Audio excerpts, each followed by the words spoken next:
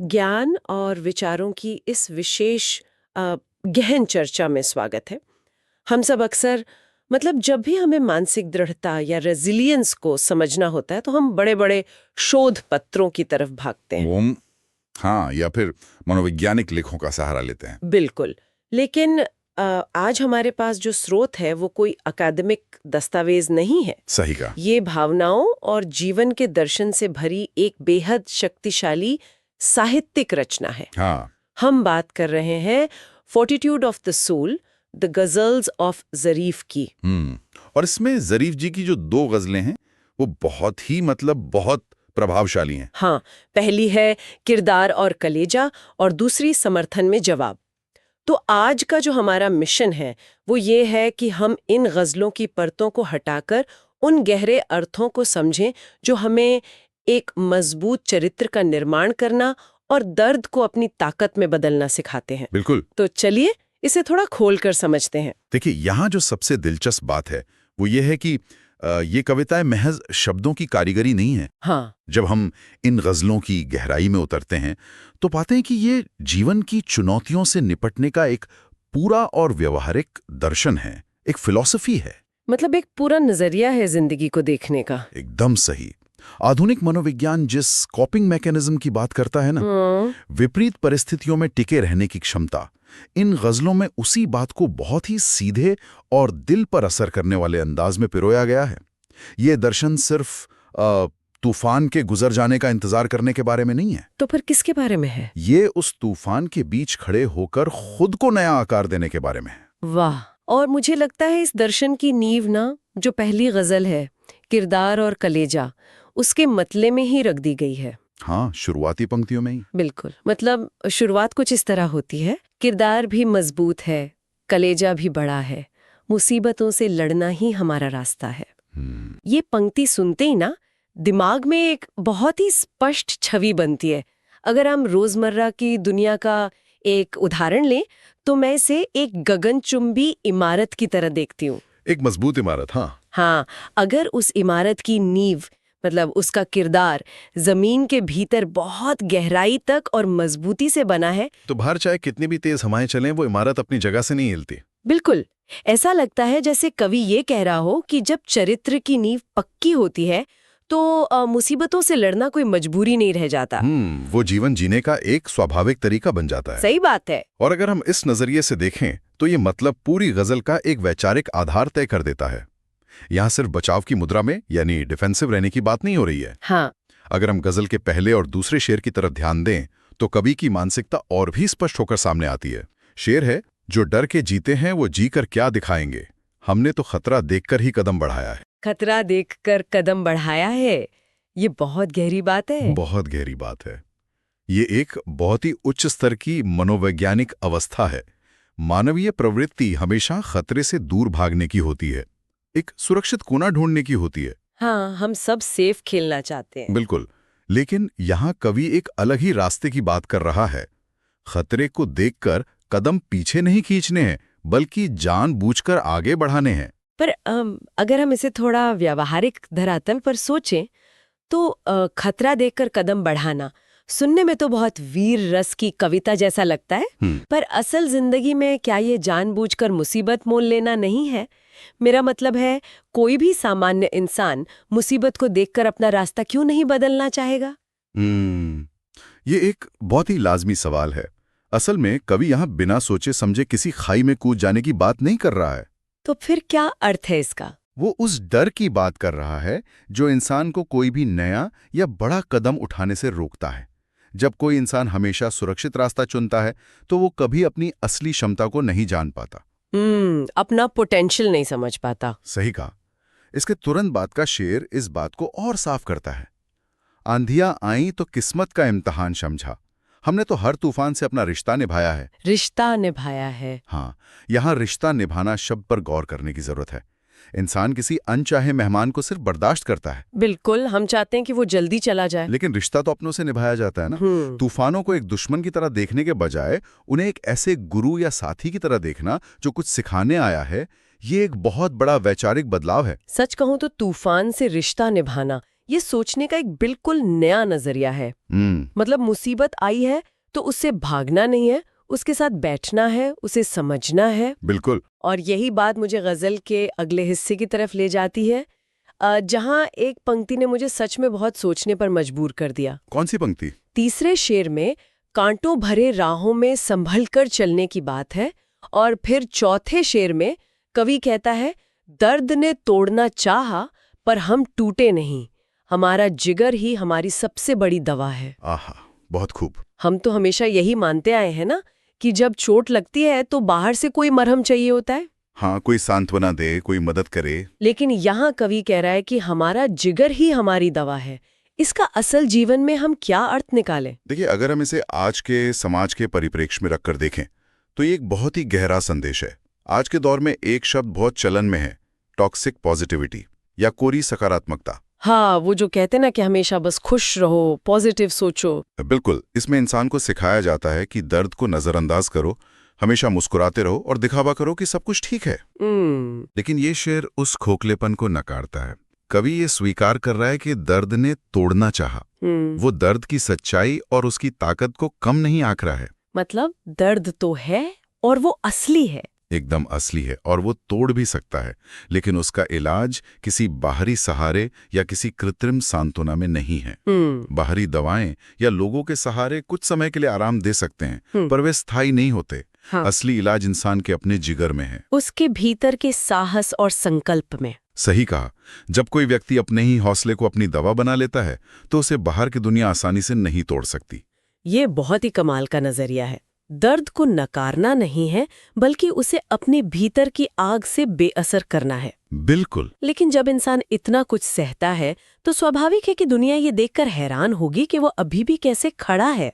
गजल का 5वां शेर इसी हैरानी का जवाब देता है। हाँ, वो लोग पूछते हैं वाला शेर। हाँ, लोग पूछते हैं इतना सब सहकर कैसे हंसते हो। हम कहते हैं किरदार की ताकत ही सच्चा आसरा है। मतलब जब इंसान जीवन के थपेड़े खाकर भी मुस्कुराता है तो वो कोई जादू नहीं होता, वो उस किरदार की ताकत होती है। सही बात है। चरित्र की वो मजबूती ही इंसान का सबसे बड़ा सेफ हाउस बन जाती है, जहां दुनिया का कोई भी तूफान प्रवेश नहीं कर सकता। और इसी वैचारिक यात्रा को गजल का मक्ता, यानी जो अंतिम शेर है, वो एक बहुत ही खूबसूरत दार्शनिक निष्कर्ष तक ले जाता है। क्या कहता है मक्ता? कवि अपने आप से मुखातिब होकर कहता है, जरीफ तू गिरा नहीं, तू हर बार नया हुआ, तेरी रगों में हिम्मत की नदियों का बहाव बसा है। हर बार नया हुआ। हाँ, यहाँ हार या पतन की पूरी परिभाषा ही बदल दी गई है। आमतौर पर जब कोई गिरता है तो समाज उसे एक अंत की तरह देखता है कि बस अब सब खत्म। बिल्कुल। लेकिन ये गजल बताती है कि गिरना खत्म होना नहीं है। जब भी इंसान किसी भारी मुसीबत के सामने टूटता है और फिर अपने जिगर से उसे ठीक करता है तो वो खत्म नहीं होता, बल्कि उसका एक पुनर्जन्म होता है। एकदम सही। वो एक नए और कहीं अधिक परिपक्व रूप में ढल जाता है। हर चुनौती के बाद इंसान वही पुराना व्यक्ति नहीं रहता, वो नया हो जाता है, क्योंकि अब उसकी रगों में डर नहीं बल्कि हिम्मत की नदियां बह रही होती हैं। हर बार नया हुआ, ये विचार सच में रोंगटे खड़े कर देने वाला है। इंसान की क्षमता सचमुच असीमित है। बिल्कुल है। लेकिन यहाँ मेरे मन में एक सवाल उठता है, अगर जिगर ही दवा है और किरदार ही सच्चा आसरा है, तो कोई इंसान इस स्तर का किरदार बनाता कैसे है? क्या ये पैदाइशी होता है?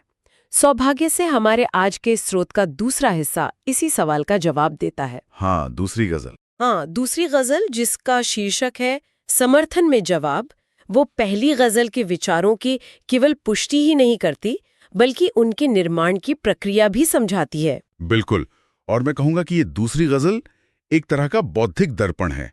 जैसे किसी एक बहुत ही गहरी और दार्शनिक बात को सुनकर किसी ने गहरी समझ के साथ कहा हो कि हाँ, जो तुम कह रहे हो वो केवल एक भावना नहीं बल्कि एक सिद्ध सत्य है। दूसरी गजल के मतले में ही ये स्पष्ट हो जाता है। सच है, तेरी बातों में हिम्मत का उजाला है, तेरा हर लफ्ज दिल में जलता हुआ दीपमाला है। ये तो पहली गजल की वैचारिक गहराई को एक सम्मान देने जैसी बात हुई। सही कहा। ये बताता है कि पहली गजल में कही गई बातें अंधेरे में भटके हुए किसी भी व्यक्ति के लिए एक रोशनी का काम कर सकती हैं। बिल्कुल। और इसके ठीक बाद वाले शेर में उस सवाल का जवाब मिल जाता है कि ये मजबूत किरदार आखिर आता कहाँ से। वो दर्द की राहों वाला शेर। हाँ, शेर कहता है, किरदार की मजबूती यूं ही नहीं मिल जाती, ये वो दौलत है जो दर्द की राहों से निकाला है। बहुत गहरी बात है।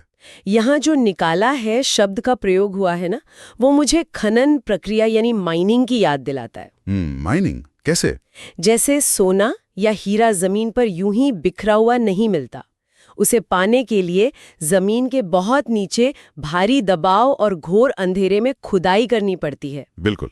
तब जाकर वो कीमती चीज बाहर आती है। वैसे ही मजबूत किरदार कोई ऐसी चीज नहीं है जो किस्मत से मिल जाए। हाँ, वो गिफ्ट में नहीं मिलता। सही कहा, ये एक दौलत है, लेकिन इसे अर्जित करने के लिए दर्द की राहों की भट्टी से होकर गुजरना ही पड़ता है।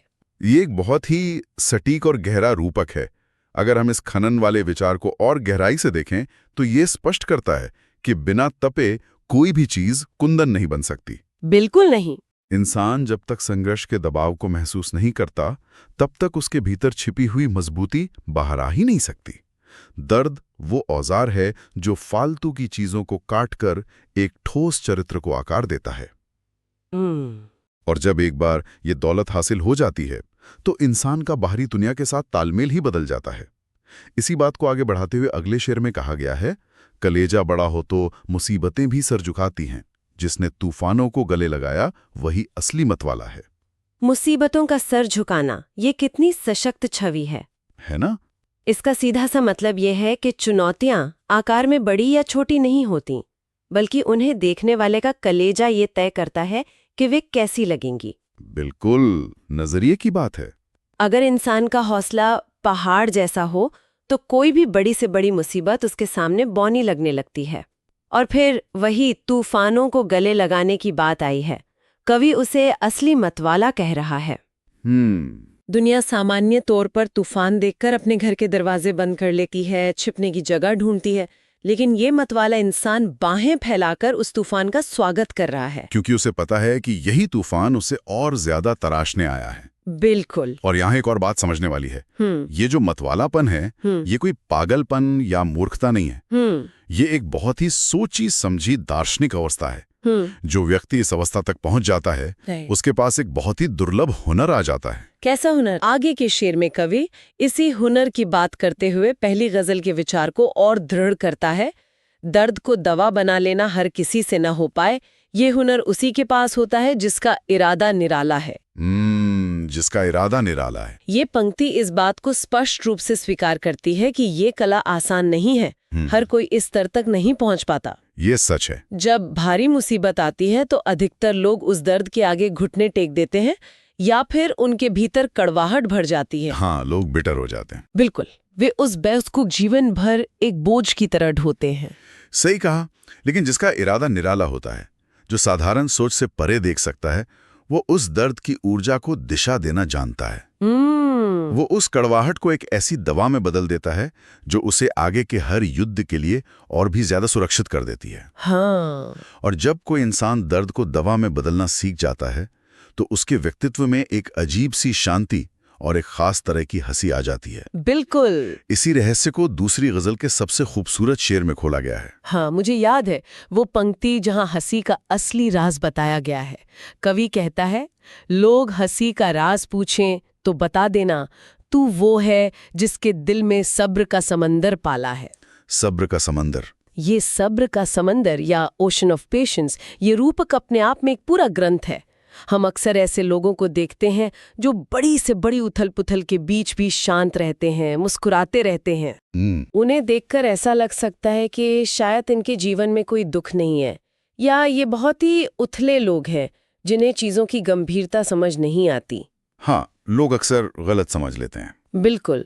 लेकिन ये गजल एक बिल्कुल अलग ही तस्वीर पेश करती है। वो हंसी किसी अज्ञानता की उपज नहीं है, बल्कि उसके पीछे एक समंदर जितनी गहरी शांति और सब्र है। सही बात है। और सबसे बड़ी बात, इस सब्र को पाला गया है। ये रातों रात नहीं पैदा हुआ। मैं कहूंगा कि ये पालना शब्द बहुत महत्वपूर्ण है। समंदर एक दिन की बारिश से नहीं बनता। इसमें सदियों तक अनगिनत नदियां, बहुत सारा पानी और अनगिनत तूफान समाते हैं। बिल्कुल। तब जाकर वो इतना विशाल और गहरा बनता है कि कोई भी चीज उसमें गिरे तो वो उसे अपनी भीतर समेट लेता है और ऊपर से शांति नजर आता है। बहुत खूब। जिस इंसान ने अपने दिल में ऐसा सब्र का समंदर पा लिया हो, उसकी शांति को छोटी मोटी चीजें भंग नहीं कर सकती। सही कहा। यही इस पूरी चर्चा का केंद्र बिंदु भी है, जिसे दूसरी गजल के मख्ते में बहुत ही शानदार तरीके से समेटा गया है। जरीफ, तेरी रगों में जो हिम्मत का बहाव है, वही तेरी जीत का सबसे बड़ा सहारा और उजाला है। ये पंक्ति हर उस चीज को नकार देती है जो इंसान जीत के लिए बाहर ढूंढता है। हाँ, जैसे कोई गॉडफादर या अनुकूल परिस्थितियां या किसी चमत्कार की उम्मीद। असली सहारा और उजाला वो हिम्मत का बहाव है जो खुद इंसान की अपनी रगों में बह रहा है। और अगर हम आज की इस तेज तर्रार दुनिया के परिप्रेक्ष्य में इस पूरे ज्ञान को देखें तो इसकी प्रासंगिकता और भी बढ़ जाती है। बिल्कुल बढ़ जाती है। हम एक ऐसे युग में जी रहे हैं जहां हर पल सूचनाओं की बमबारी हो रही है, काम का अत्यधिक दबाव है और अनगिनत मानसिक चुनौतियां हैं जो अक्सर इंसान को बर्नआउट या मानसिक थकावट की स्थिति में ले आती हैं। हाँ। ऐसे में जरीफ जी की ये दोनों गजलें एक स्पष्ट मार्गदर्शक की तरह काम करती हैं। मैं मानता हूं कि ये एक बहुत ही जरूरी दिशा है। आज की दुनिया में हम इंस्टेंट नूडल्स की तरह तुरंत परिणाम चाहते हैं। हाँ, सब कुछ इंस्टेंट चाहिए। तुरंत सफलता, तुरंत मानसिक शांति, तुरंत हर समस्या का समाधान। हम चाहते हैं कि कोई बस एक बटन दबाए और सारा तनाव खत्म हो जाए। बिल्कुल। लेकिन ये रचनाएं हमें धीरज रखना और प्रक्रिया पर भरोसा करना सिखाती हैं। ये याद दिलाती हैं कि मानसिक दृढ़ता या सब्र का समंदर कोई ऐसा स्विच नहीं है जिसे जब चाहा ऑन कर लिया। ये खतरे की ओर कदम बढ़ाने, दर्द को स्वीकार करने और तूफानों को गले लगाने की एक लंबी और निरंतर आदत से विकसित होता है। जब छोटी छोटी चुनौतियों से घबराने के बजाय उन्हें अपनाया जाता है, तब जाकर धीरे धीरे वो अजेय चरित्र आकार लेता है। तो आज की इस गहन चर्चा से हमने जो सबसे बड़े मोती निकाले हैं, उन्हें अगर एक जगह समेटा जाए तो बात कुछ यूं बनती है। एक मजबूत और विशाल किरदार कोई जन्मजात उपहार नहीं है। ये वो अमूल्य दौलत है जिसे दर्द, संघर्ष और चुनौतियों की अंधेरी खदानों से खुद को तराश कर, मुश्किलों से लड़कर बाहर निकाला जाता है। सही बात है। जो दर्द से भागने के बजाय उसे अपनी सबसे बड़ी दवा बना लेता है, असली लड़ाई वही जीतता है। बिल्कुल। और जब कोई इंसान तूफानों से घबराने के बजाय उनसे एक गहरा रिश्ता जोड़ लेता है, तो परिस्थितियां चाहे कितनी भी भयानक क्यों न हो, वे मुसीबतें खुद ब खुद उस व्यक्ति के बड़े कलेजे और मजबूत इरादों के आगे सिर झुका लेती हैं। जरीफ जी की ये गजलें सच में जीवन को देखने का एक ऐसा नजरिया देती हैं जो इंसान को भीतर से पूरी तरह सशक्त कर देता है। बिल्कुल कर देता है। आज की इस चर्चा में शामिल होने के लिए बहुत बहुत शुक्रिया। जीवन के दर्शन और मानसिक दृढ़ता की इस खोज को हम यहीं विराम देते हैं। मिलते हैं अगली बार एक नए स्रोत और एक नई गहरी चर्चा के साथ। और जाने से पहले एक विचार जिस पर शायद हम सबको गहराई से सोचना चाहिए। अगर ये सच है कि एक मजबूत किरदार सिर्फ दर्द की राहों से ही खोद कर निकाला जाता है और एक विशाल सब्र का समंदर अनगिनत तूफानों को अपने भीतर समाने के बाद ही बनता है, तो क्या एक ऐसा जीवन जिसमें कोई बड़ा संघर्ष ना हो, कोई गहरा दर्द या चुनौती ना हो, वो इंसान के चरित्र को हमेशा के लिए अधूरा और अप्रशिक्षित छोड़ देता है? क्या जीवन की मुश्किलों को एक श्राप की तरह देखने के बजाय अपने किरदार को तराशने वाले एक बेहद जरूरी औजार की तरह देखा जाना चाहिए?